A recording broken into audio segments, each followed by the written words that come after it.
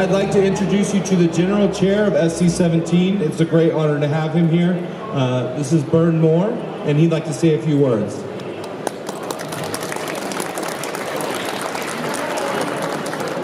Thank you. So my name is Bern Moore. I'm actually from Germany. I'm the first chair from outside US hosting this.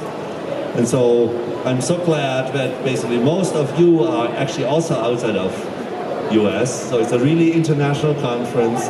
And you are the area in the program which has the most international participation, so the least US people. So thank you basically for making this happen. It makes me really proud. And I hope we gave you a really good start here, like a nice location. We organized a good, nice weather. And so I wish you good luck, everyone to you, like for the competition. Like, hope everything works out, no hardware failures, no other issues. And good luck to everyone, and let the best one win. Thank you, Bert.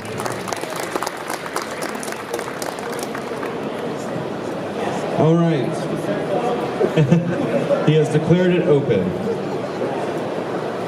So first I want to thank everyone for coming. I really appreciate all the teams, spending the time to prepare and get ready for this. It's awesome. Your advisors have done a great job, and believe me, their job is hard. I've done it many times. So thanks to the advisors and thanks for the teams.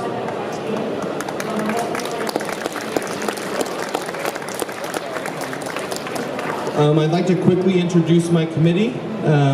This is C, John Kaz, Christopher Bros, Kathleen Shoga,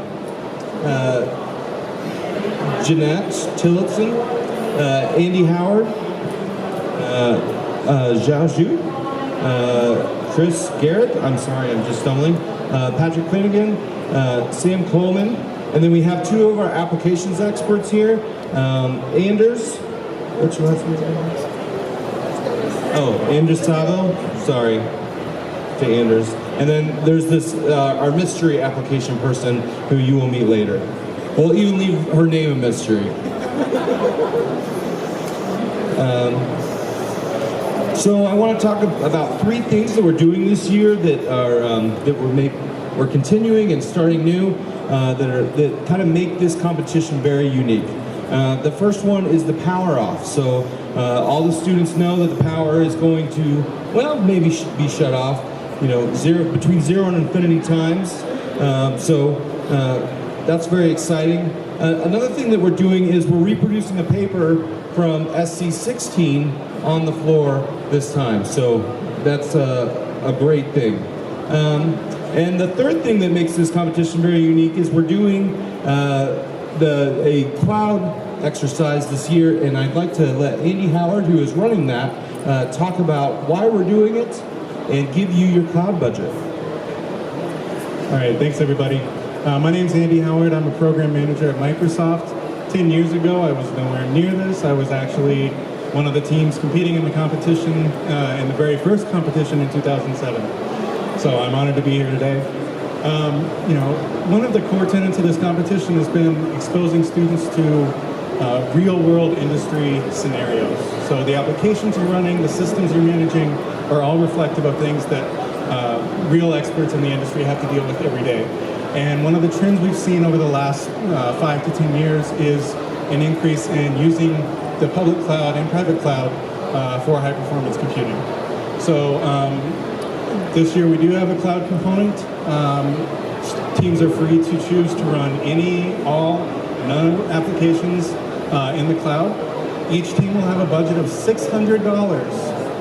So you have to watch your budget. Every team is responsible for their own budget and will be penalized for going over. So, thank you.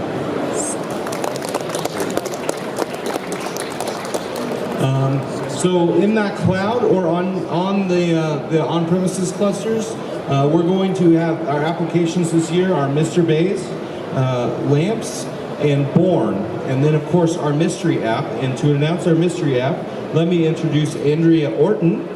This is is our mystery judge. Hi everyone, it's a pleasure to be here. So I'm a PhD student at Purdue University. I study atmospheric science.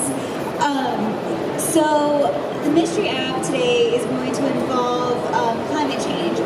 has been a hot topic over the past decade, no pun intended, and that's largely attributed to the increasing CO2 concentrations in the atmosphere, which is due to the burning of fossil fuels. So some long-term solutions of the CO2 problem is renewable energy, things like that.